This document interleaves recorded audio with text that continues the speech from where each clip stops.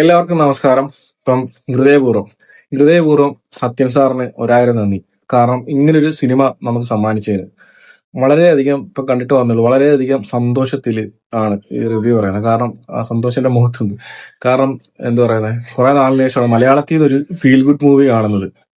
തമിഴിൽ നിന്നൊക്കെ കണ്ടിട്ടുണ്ട്. മലയാളത്തിൽ നിന്ന് കുറെ നാളിന് ശേഷം അതൊരു മോഹൻലാൽ ഫീൽ ഗുഡ് മൂവി കാണുന്നത് ഇപ്പോഴാണ്, കുറെ നാളിന് ശേഷം. സിനിമയിലേക്ക് വന്ന നമുക്കറിയാം, ഇതിന്റെ കാസ്റ്റിംഗ് ആദ്യം തന്നെ സംഗീത് പ്രതാപ് ഉണ്ടെന്ന് പറഞ്ഞപ്പോഴേ നമ്മള് ഒത്തിരി പ്രതീക്ഷിച്ചായിരുന്നു സംഗീത് പ്രതാപ് മോഹൻലാൽ കോമ്പോ. കാരണം തുടരിൽ ഇച്ചിരി ഉള്ളെങ്കിൽ രസമായിരുന്നു.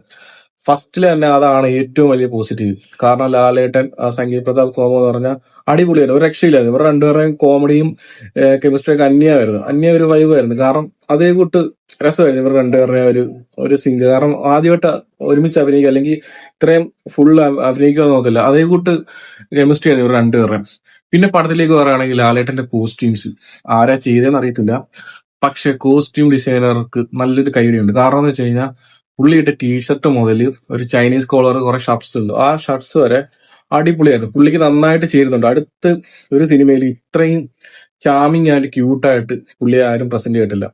കാരണം എന്ന് വെച്ച് കഴിഞ്ഞാൽ നമുക്കറിയാം, ഒരു പെർഫോമർ എന്നുള്ള രീതിയിൽ മോഹൻലാലിന്റെ തുടരും സിനിമയിലാണ് തരുൺമൂർത്തി നമുക്ക് പഴയ ഒരു ഇത് തന്നെ. പക്ഷെ ഒരു പുള്ളിക്കാര് ചാമിങ് ക്യൂട്ടസ് നമുക്കറിയാം. നമ്മൾ പണ്ട് മുതലേ സത്യൻ സാറിന്റെ അല്ലെങ്കിൽ പ്രിയൻ സാറിന്റെ ഒക്കെ സിനിമയിൽ ലാലേട്ടനെ കണ്ടാണ് നമുക്ക് കൂടുതൽ ഇഷ്ടപ്പെട്ടിട്ടുള്ളത്. ആ ഒരു ചാമിങ്, ഒരു ക്യൂട്ടസ് ലാലേട്ടനൊക്കെ.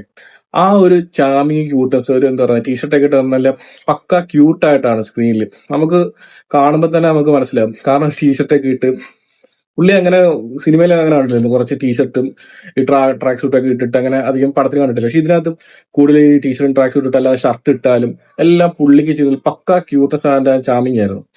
പിന്നെ പടത്തിലേക്ക് പറഞ്ഞല്ലോ, ഇത് പക്ക ഒരു ഫീൽ ഗുഡ് മൂവി. ഒരു ട്വിസ്റ്റ് ഇല്ല, വേറെ കാര്യങ്ങൾ അങ്ങനെ ത്രില്ലിങ് അങ്ങനെയൊന്നും ഇല്ല. പക്ക നമുക്ക് എന്താ പറയുക, ഈ ഓണത്തിന് ഫാമിലി ആയിട്ട് ധൈര്യമായിട്ട് പോയി കാണാവുന്ന പടം.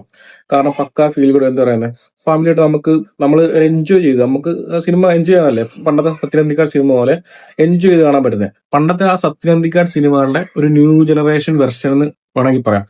കാരണം എനിക്ക് തോന്നുന്നത് ആ ടെംപ്ലേറ്റിൽ നിന്ന് മാറി തന്നെ കറക്റ്റ് വേണ്ട രീതിയിൽ ഇപ്പം ലാലേട്ടന്റെ കൂടെ ആയാലും അഭിനയിച്ചതിനകത്ത് ഈ ബഹുഭൂരിപക്ഷം ആൾക്കാരും പുതിയതാ.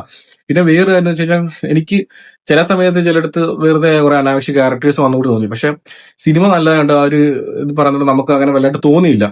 പിന്നെ ഉള്ളതെന്ന് പറഞ്ഞാൽ ഇതിനകത്തുള്ള ഒരു സ്റ്റണ്ടാണ്, അതായത് ഒരു ആക്ഷൻ സീൻ. ആ ഒരു ഇച്ചിരി നേരേ ഉള്ളൂ. പക്ഷെ ആ ആക്ഷൻ പുള്ളി നമുക്കറിയാം, മോഹൻലാൽ ആണെങ്കിൽ ആക്ഷൻ കോംപ്രമൈസ് ഇല്ല. വില്ലന്മാര് വന്നിട്ട് ഇടി വാങ്ങിച്ചു പോവല്ല, പുള്ളി ഓടി നടന്നിരിക്കുക. പുള്ളിയുടെ ക്യാരക്ടർ എങ്ങനെയൊക്കെയാണെങ്കിലും ആ ഒരു സീൻ നിർബന്ധിതമാണെങ്കിൽ ആ പുള്ളി ആ ആക്ഷൻ സീൻ നല്ല രീതിയിലാണ് ചെയ്തു വെച്ചേക്കുന്നത്. ആ സിനിമയിൽ നമുക്ക് കുറച്ചുള്ളെങ്കിൽ അടിപൊളിയായിട്ട് ചെയ്തു വെച്ചോണ്ട് നമുക്ക് അതിന് കുറ്റമൊന്നും പറയാം, നമ്മൾ കൈയടിച്ചു പോകും. അങ്ങനത്തെ രീതിയിലുള്ള ഒരു ആക്ഷൻ സീനുള്ളൂ. ഞാൻ പിന്നെ ഇപ്പൊ പറഞ്ഞെന്താന്ന് വെച്ച് കഴിഞ്ഞാൽ, ഓൾറെഡി ഇതിന്റെ അനൂപ് സത്യൻ, അതായത് സത്യനിക്കാരന്റെ മോൻ പറഞ്ഞിട്ടുള്ളതായിരുന്നു ഒരു ആക്ഷൻ സീൻ. നമുക്ക് നേരത്തെ സ്റ്റിൽ ഇതിന്റെ ഒക്കെ വന്നിട്ടുള്ളതായിരുന്നു, സ്റ്റണ്ട് സിൽവർ ലൊക്കേഷൻ ഇങ്ങനെ. അപ്പൊ ആ ഒരു ആക്ഷൻ സീനുണ്ട്. ഇതിന്റെ കഥയോ അല്ലെങ്കിൽ മറ്റു കാര്യങ്ങളോ ഒന്നും പറയാൻ കാര്യമില്ല. കാരണം ഇതിനകത്ത് വലിയ ട്വിസ്റ്റ് ഉണ്ടെന്നോ അല്ലെ ത്രില്ലിംഗ് ഉണ്ടെന്നോ അല്ല.